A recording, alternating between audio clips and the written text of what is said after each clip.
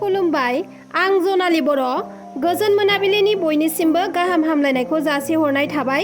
दिनै 2023 मायथाइनि 5 सेप्तेम्बर नोंथांमोननि थाखाय आं गोदान खौरां लानानै फैबावलायबाय। अन्नानै नोंथांमोनहा भिडिअखौ जोबजासे नायलांदो। बर' समाजनि गेजेराव हाबा जाखानाय आइजोफोरा गाव गावनि फिसाफोरखौ आरो गावनि फिसायखौ गारनानै खारनाया बारानिफ्राय बारा जालांनायखौ नुनो मोन्दों।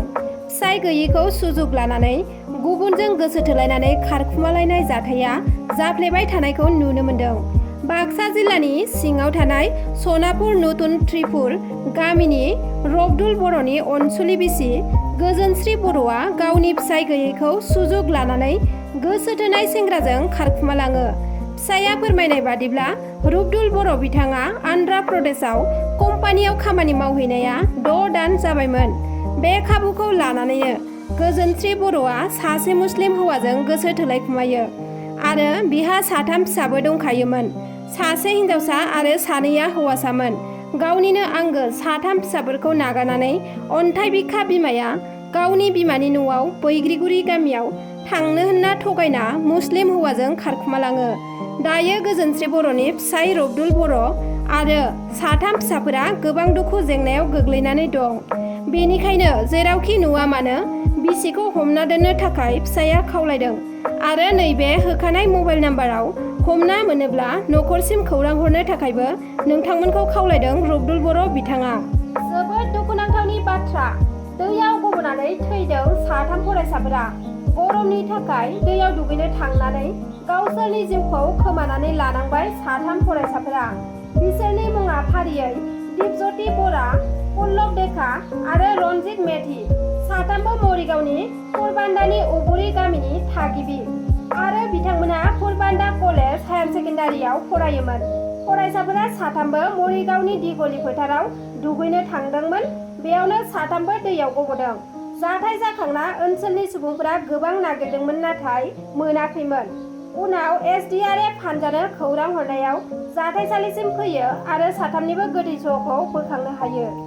जोबोद दुखुनांथावनि बाथ्रा, सासे बर' सुबुंखौ बुयै बुयै बुथारदों। गुवाहाटीनि जुपिटार क्लाबनि सोद्रोमाफोरा सुदीप बर' मुंनि सासे सुबुंखौ बुथारबाय। मिथिना मोननाय बादिब्ला सुदीप बर'नि न'खरनिया गुवाहाटीनि गौसाला ओनसोलाव सासे आइजोनिफ्राय हा बायदोंमोन। बेयावनो आइजोआ जुपिटार क्लाबनि सोद्रोमाफोरखौ लानानै हा फाननायनि थाखा फैसानि जेंनाखौ लानानै सुदीप बर'नि न'खराव थांनानै दान्थे बिदान्थे खालामहैदोंमोन आरो खोथाया बांलांनानै सुदीप बर' आरो न'खरनि सोद्रोमाफोरनि सायाव जुपिटार क्लाबनि मानसिफोरा गाज्रियै गाग्लोबो, जायनि जाहोनाव सुदीप बर' बिथांखौ गाज्रिथार हालोदाव GMCH मेडिकेल कलेज एन्ड हस्पिटालाव थिसननाय जादोंमोनब्लाबो नाथाय रैखा खालामनो हायाखिसै। दायो बुथारग्रा 10 जन सुबुंफोरखौ पुलिसआ एरेस्ट खालामबाय होनना मिथिना मोन्दों। क'क्राझाराव मुसुखा सावनाय दुंहाव थासारि। क'क्राझार डिस्ट्रिक्टनि सिङाव थानाय गसाइगावआव मोब्लिबनि थाखाय ओनसोलनि थागिबि सुबुंफोरा आसामनि पावार मिनिस्टार नन्दिता गारल'चा बिथांनि मुसुखा सावदों आरो एमसु आफादा फरायसाफोरा साथि सावना फरायनांनायनि गोख्रों रावजों खुद्रिसारदों। भिडिअखौ ससेब्लाबो नायलाङोब्ला नोंथांमोना बुजिना मोनगोन। बिदिब्ला नायलांदो भिडिअखौ। অসমৰ বুকুত আজি বিদ্যুতৰ যি অনিয়ম, বিদ্যুৎ মন্ত্ৰী যিজন আছে, শক্তিমন্ত্ৰী যিজনী আছে নন্দিতা গাৰলুচা, তেখেতৰ যদি তিল পৰিমাণৰো লজ্জাবোধ অনুভৱ হৈছে আজিৰ এই পৰিস্থিতিৰ কাৰণে, তেখেতে অতি সোনকালে পদত্যাগ কৰিব লাগে বুলি আমি সদৌ অসম সংখ্যালঘু ছাত্ৰ ইউনিয়নে অনতি পলমে দাবী জনাইছোঁ। অন্যথাই আজি আপোনালোকে চাওক, ল'ৰা ছোৱালীবোৰে আজিৰ যুগতো যি সময়ত মানুহ চন্দ্ৰত গৈছে, সেই সময়তো যদি ছাত্ৰ ছাত্ৰীসকলে চাকি জ্বলাই পঢ়িব লগা অৱস্থা হয়, মমবাতি জ্বলাই পঢ়িব লগা অৱস্থা হয়, ইয়াতকৈ বিশেষভাৱে আৰু কি ক'ব লগা আছে? আমাৰ অসমৰ যিটো চৰকাৰ বৰ্তমান পৰিচালিত কৰি আছে অসমখনক 100% বিফল ফেইলৰ বুলি আমি ক'ব বিচাৰিছোঁ। আৰু শক্তিমন্ত্ৰীগৰাকী তেখেতে মন্ত্ৰী নহয় আমাৰ মতে। আজি বিজেপিৰ মন্ত্ৰী পৰিষদত যিবিলাক মন্ত্ৰী আছে আপোনালোকে চাওক কেনেকুৱা আভুৱা বৰা কথাবিলাক সিহঁতে কয়।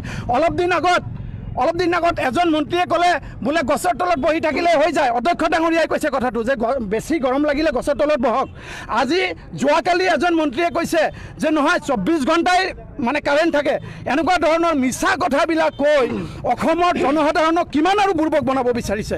গতিকে এনেকুৱা ধৰণৰ ৰাইজৰ লগত হেতালি নেখেলি অসমখনক সুন্দৰভাৱে পৰিচালনা কৰাৰ কাৰণে আমি আহ্বান জনাইছোঁ। অন্যথাই কিন্তু অসমৰ হাজাৰ হাজাৰ ৰাইজ ওলাই আহি এই বিদ্যুৎ কাৰ্যালয়বিলাক ঘেৰাও কাৰ্যসূচী হ'ব আৰু বিদ্যুৎ কাৰ্যালয়ত যিবিলাক SDO সিহঁতকো আক্ৰমণ কৰা হ'ব। অন্যথাই সিহঁতে অতি সোনকালে এই বিদ্যুৎ বিভাগৰ যিবিলাক নীতি নিয়মাৱলী মানি চলিব লাগে, নহ'লে কিন্তু আমি সদৌ অসম সংখ্যালঘু ছাত্ৰ ইউনিয়ন বহি নাথাকোঁ। ইয়াৰ বিপৰীতে যদি কোনো ধৰণৰ অপ্ৰীতিকৰ পৰিস্থিতি হ'ব লগা হয় তাৰ বাবে কিন্তু সম্পূৰ্ণভাৱে অসম চৰকাৰ দায়ী থাকিব।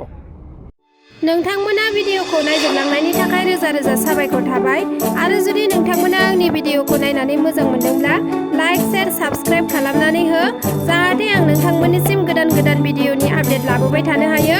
एसेनोसै, गोजोन्थों।